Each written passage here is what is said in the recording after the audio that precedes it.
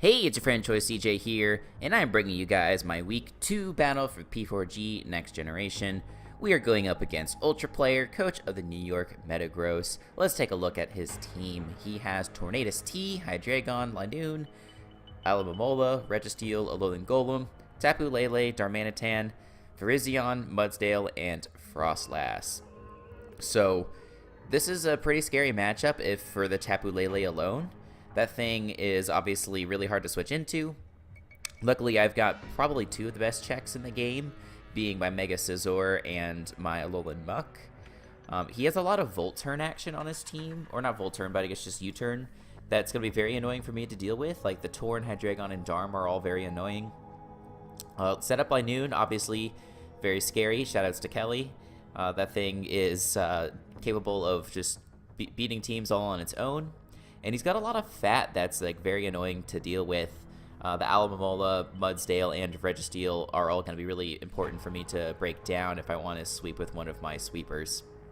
So let me show you my team and we'll hop right on into the battle. So first off, we've got a mixed Mence, Fly, Earthquake, Dragon, or say Fly, Earthquake, Draco Meteor, and Hydro Pump with enough speed for Tapu Lele. So the purpose of this thing is to break through his fat. The Alamomola should die to the combination of Draco Meteor plus Fly. Hydro Pump takes care of Mudsdale for the most part. And Repeated Earthquake should be able to work its way through Registeel. I wanted to bring a wall breaking set this week. One, because it's my favorite set of Salamence. And two, I think it can potentially pave the way for Mega Scizor to sweep with this agility set.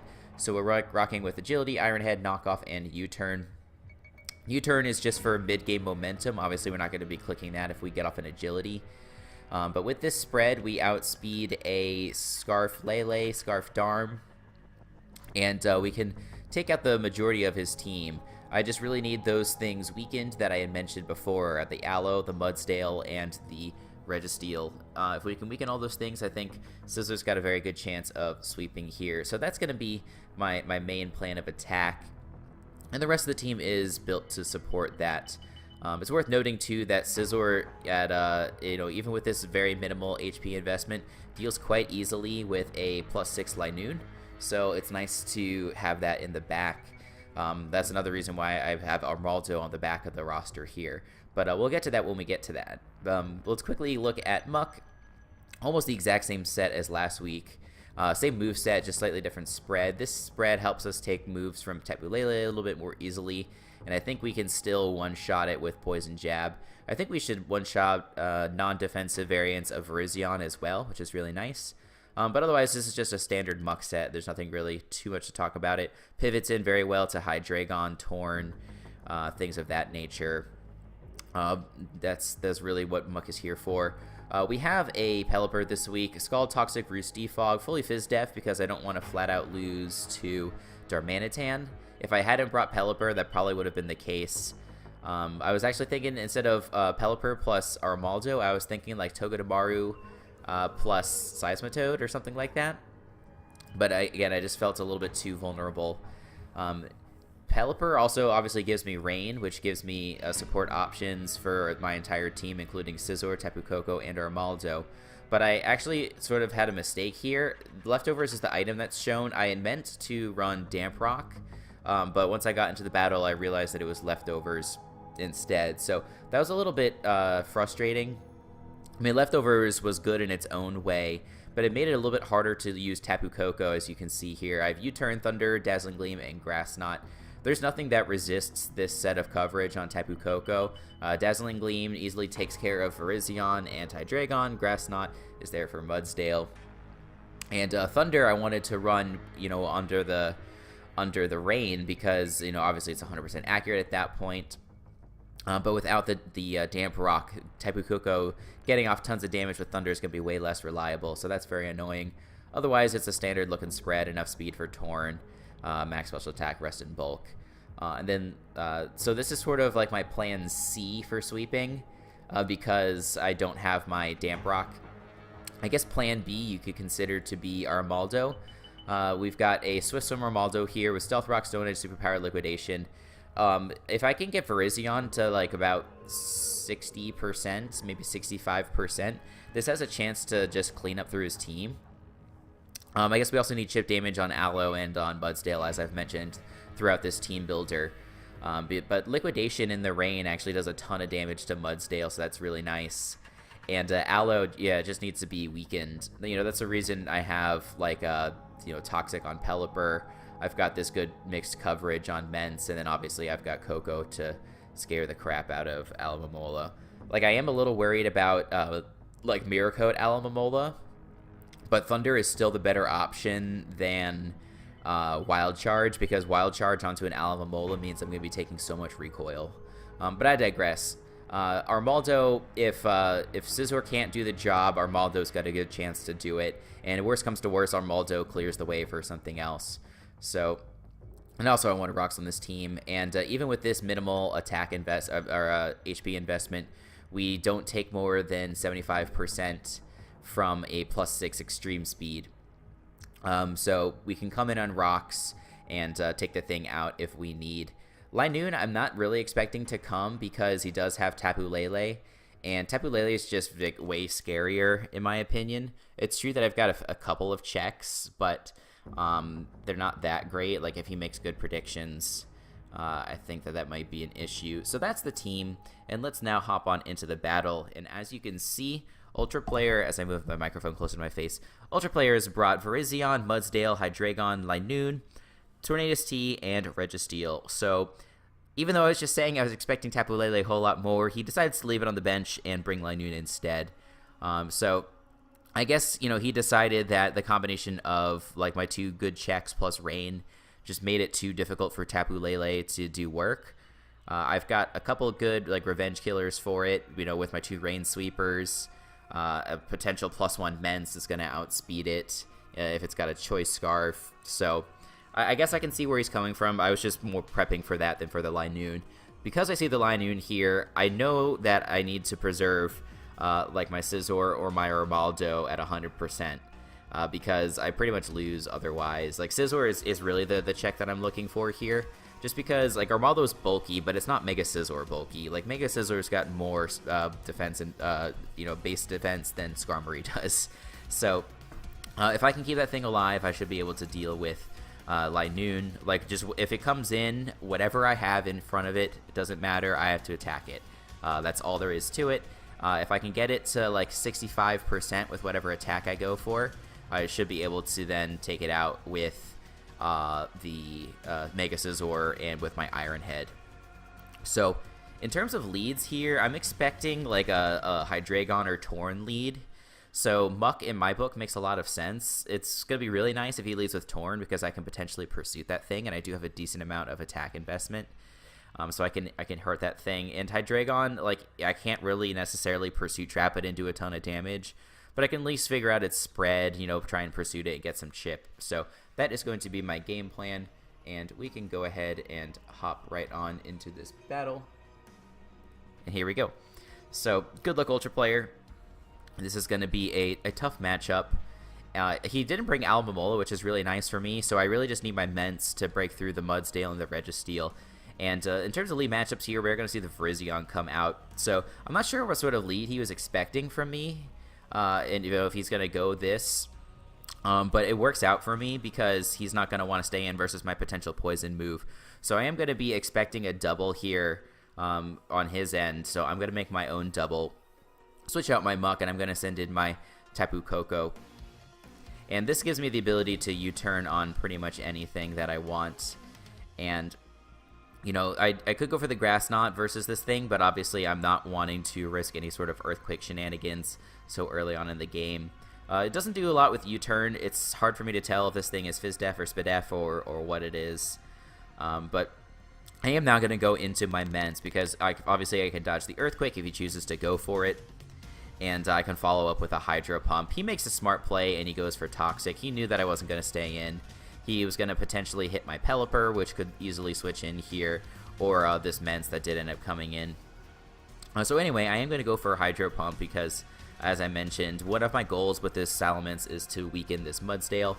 So I do go for that. He does switch out, So I don't know if he was trying to just preserve this thing, or if he knew that my potential Hydro Pump was coming. Either way, it's a nice switch into Registeel here. And I'm going to be able to launch off this Hydro Pump. I do connect, and I do really no damage. So this could be a Spadef Registeel. It could just be like a partially invested Registeel. But either way, as I mentioned, the Mence's only job this week is to weaken his walls. And so I am going to go for an Earthquake here. And he, of course, smartly scouts for that and goes right on into his Torn. So things are not really great so far because I haven't accomplished a whole much, and I've taken 60 points of HP on my Mence. But, you know, it is what it is. I'm going to go into my Muck because without the Lele here, my Muck is not nearly as pressured. You know, it's just really here for Torn and for Hydreigon. You know, the only crappy thing is that he can so easily U-turn with both of those Mons and get into advantageous matchups like this one here. He's got his Mudsdale coming in versus me. And this is, like, once again, a situation that I don't want to be in because my Muck is very scared of Earthquake. So I'm just going to go right on into Pelipper. This thing really can't do much to Pelipper. Sure, it can go for rock moves, but I don't really mind that because Pelipper is so bulky on the defensive side, so it doesn't really matter too much what he goes for. So he does go for the Earthquake, and I do dodge it, which is really nice. He switches into his Jacob. I think I just go for Scald here. Just because I figured, you know, not much on his team really appreciates it. You know, I have a chance to land a burn. He goes into his Hydreigon, and this does so little. I think this is a bulky Hydreigon based on the damage here. So the only question is he something like Assault Vest to potentially lure in Tapu Koko? Or is he like a Roselli Berry set? Those are my two thought processes right now. He is going to switch on out, and I'm going to get off this Pursuit. And as I mentioned, it's not going to do a whole lot of damage, but hey, damage is damage, so we're not going to complain about that. He gets a chance to go on into his Registeel. And I haven't really seen too much out of this Registeel yet, because he did double the moment he brought it in before. But I'm going to go back into my Pelipper, and you know, whatever he wants to go for, I can pretty easily deal with it most likely. He does just go for Rocks. And this is a big reason that I wanted to bring Defog on Pelipper this week, is that Pelipper beats all of his rockers, whether it's Mudsdale or Registeel or the Alolan Golem. It's very easy for Pelipper to deal with all of those things. So anyway, he does bring in the Torn now as I go for the Defog. And I don't know exactly what Torn set this is. Like, he went for U-turn, but that doesn't really reveal anything. He doesn't seem to be attack invested. He does go for a Hurricane out of Rain, and it does connect, and it does a chunk. So I'm thinking that this is max attack, like max special attack. Probably Timid. I don't think it's Specs. I don't think it's Modest. But obviously I don't want to stay in here and take another one because Pelipper with its Rain is very important to me. So I make a kind of a bold play here and go into my Tapu Koko because if he does go for another Hurricane, it's not going to do too much damage. I'm kind of expecting his U-turn, to be honest, just because he knows I'm not going to want to sack off my Pelipper so early. Because I really want to keep the Rain for this Koko, for my Armaldo, etc. So if he went for U-turn, I obviously wasn't going to take a ton of damage. As you saw, it worked out for me. He missed his Hurricane, so very unfortunate. You know, it's never really, you know, you don't want your opponent to be missing moves because, I mean, obviously, it's great for you, but you know, it always takes away from the competitiveness of the match. So that is a bummer, but we move on. The Mudsdale comes in on the U-turn, you know, pretty predictably, and I can go right back into Pelipper. And so I've got two obvious, I guess I've got one obvious play here, and that is to go for Roost. But you know, in case he's expecting that, you know, and he wants to go for a Toxic or an EQ or something, I'm gonna double out. And oh no, this is the reason I make this play. So last time I had Pelipper in, he went into Torrentee. So I figured if I bring in my Armaldo, I pretty much collect a kill because Stone Edge into coverage is gonna pretty much kill something on his team, whether it's the Mudsdale, the Virizion, or whatever. So I click Stone Edge, and he actually goes for Hurricane and outspeeds me. My Armaldo is supposed to outspeed this Tornadus by 2 points in the Rain. So that means that this was a Scarf Torrentee. So it makes sense now why he clicked Hurricane a second time versus my Pelipper, because obviously he was locked in. So now that we've gotten that huge threat out of the way, Virizion does come in, and I don't have a move that can one-shot this thing. However, I'm happy just to use my Armaldo to try and weaken it. And we do get off like a clean 65-70% with superpower, so that's very good. And he does take us out. Now, I don't think that this is a Scarf Virizion. Scarf Virizion would have outsped with the close combat there versus my Armaldo. So I can very safely go into my Coco and click Dazzling Gleam and potentially take this thing out. So that's what I go for here. Another alternative would have been U-Turn, but U-Turn actually wouldn't have KO the Virizion from this range. So he's going to make a smart play and go on into his Registeel, and he's going to take this Dazzling Gleam extremely easily. This is, you know, kind of one of the downfalls of using Coco. Like, I love it. I think it's probably the best mon on my team. But if you're not using electric moves, it doesn't really have that much power, and I am running an Expert Belt item this week. I'm not running Choice Specs or Life Orb or anything like that. So, I'm not going to be able to get a whole ton of power with those coverage moves. I do switch into my Pelipper, because I don't think that there's anything that this Registeel can do to me. And he does go for a Seismic Toss. Gets me, you know, fairly low, but now I can potentially go for Roost. And, you know, this is an instance where I'm glad I have the leftovers instead of the Damp Rock like I was complaining about in the Team Builder. But it is what it is. I'm going to go for Roost as he brings in his Hydreigon. It's interesting that Hydreigon is his pivot into Pelipper. But, you know, he just probably doesn't have any, like, you know, I don't really have any ability to threaten him. And so it makes sense. He could also, like, I was saying he's probably a set to lure my Coco. Hydreigon is also a very good answer to Swift Swim Seismitoad. So it makes sense, you know, in that sense that he could bring it as well. He ends up going for a Taunt, which of course reveals that he's not Assault Vest. So I'm almost 100% positive at this point that he is Roselli Berry. And so if he is a max HP, max Spadef Hydreigon, I have to get him to about 50%.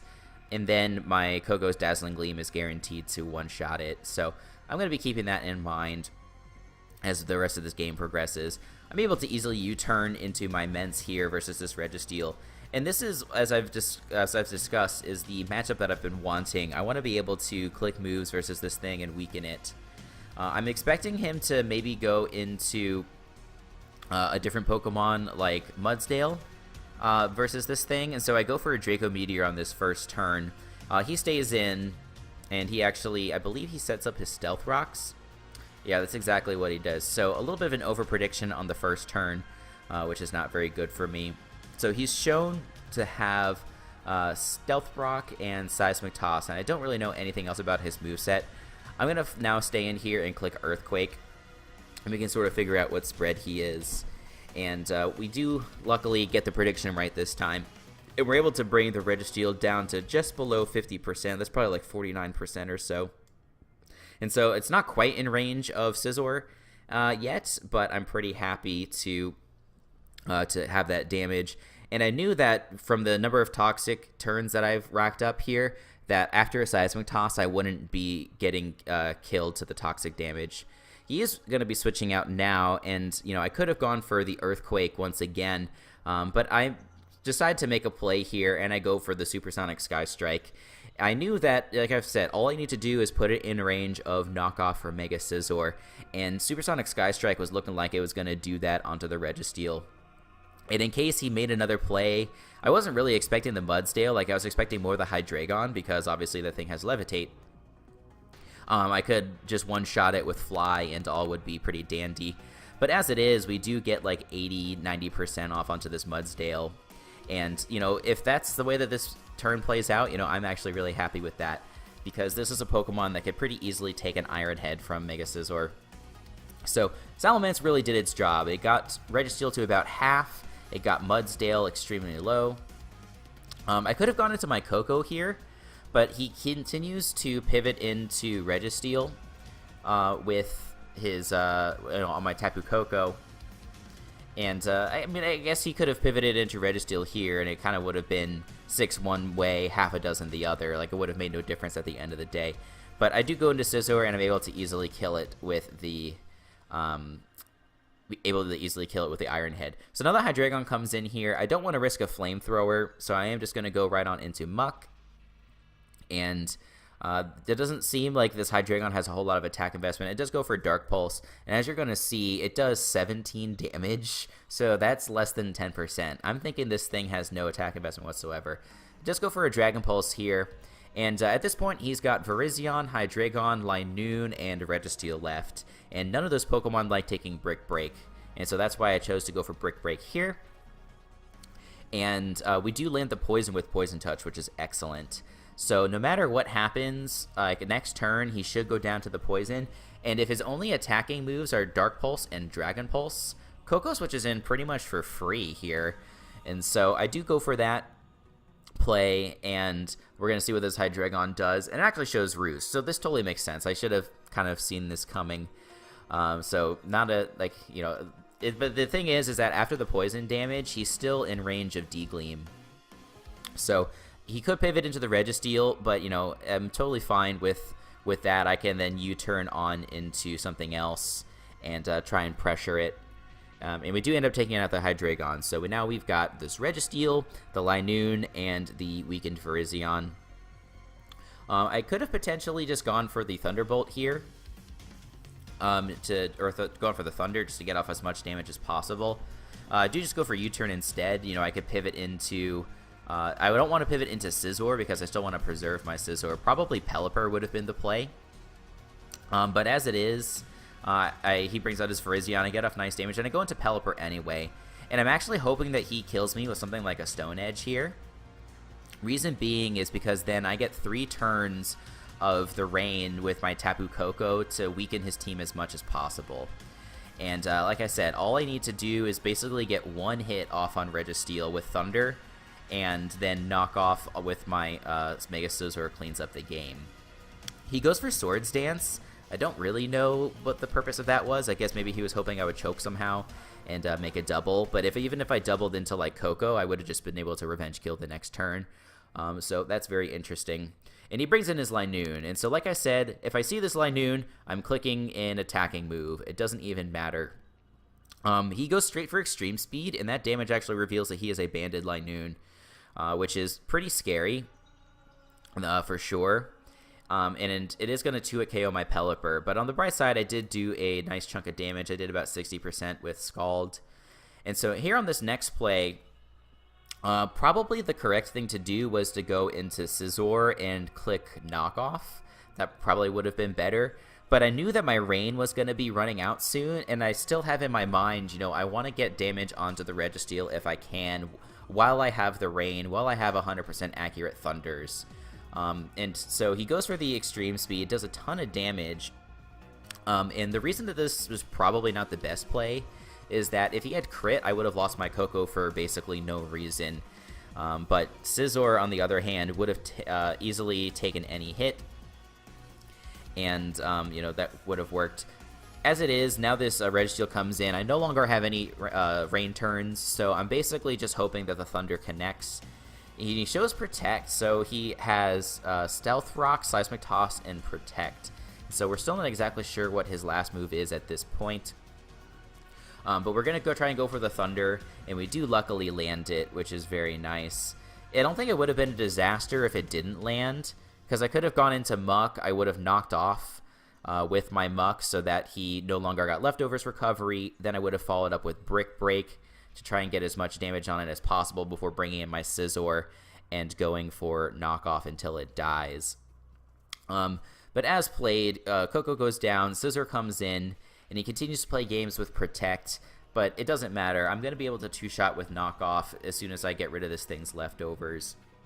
And so it played out kind of interestingly. I was really worried about the Belly Drum Linoon once I saw that at Team Preview. I knew that U-turn shenanigans with the Tornadus and the Hydreigon could have been really annoying, but luckily we sniped the Torn early, and it didn't appear that the Hydreigon had U-turn at all. And it's funny, the whole match I was really thinking it was Roselli Berry, but that didn't even end up being the case. I found out after the match it was actually Haban Berry, and so I don't know really what that was for, what sort of Pokemon would be using Dragon Pulse. I guess the Volcanion? I guess, yeah, that makes a lot of sense. The Spadef Hydreigon was his best response to Volcanion anyway. And so does Hydreigon, or sorry, does Volcanion get Dragon Pulse? It doesn't look like it. So anyway, I'm not really sure. Maybe it's for like a hidden power Volcanion, like hidden power Dragon, but it's neither here nor there. We do get a 2-0 victory versus ultraplayer. And I want to give him a shout out and say good game, and he was a real good sport. So after this, we do advance to a 2-0 record. Only a +3 differential, which isn't the best, but, you know, always happy to be undefeated, even though it's so early on in the season. And we are going to be going up against Panther next week, and he's got a very scary team that features Mega Metagross, so we're going to have to come up with some creative ways to handle that threat. It's actually pretty fun to be in the league with all these really threatening Pokemon. We had to fight Genesect week 1, Tapu Lele week 2, and now we've got Mega Metagross coming up in week 3. You know, it's fun to come up with creative ways to stop those things, and also come up with creative ways to get Ws. Like the Seismitoad last week really caught off Nick, so that was really fun. Armaldo, I'm not sure if it necessarily caught Ultraplayer off guard, but it did snag a kill, which is really nice. And Tapu Koko collected 2 more kills, so it's up at 4. I think it's like in the top 3 in kills right at the moment. So feeling pretty good about that. Feeling pretty good about the P4G Next Generation. And, you know, I'm having a lot of fun, and hope you guys are too, watching along. And if you do want to catch more action, make sure you check to the channel next week for that battle versus Panther, like I mentioned. And if you're new to the channel, make sure you stick around. We've got a lot of fun Draft League content going on. We also have probably like 2 videos a week of Duel Links going up for the foreseeable future. That is quite a bit of fun as a game that I'm very much enjoying, and I hope you guys, you know, find in that content interesting. So yeah, thank you very much for watching. Make sure you tune back to the channel for all of that other gaming and Pokemon content. And until the next time, I will see you guys later.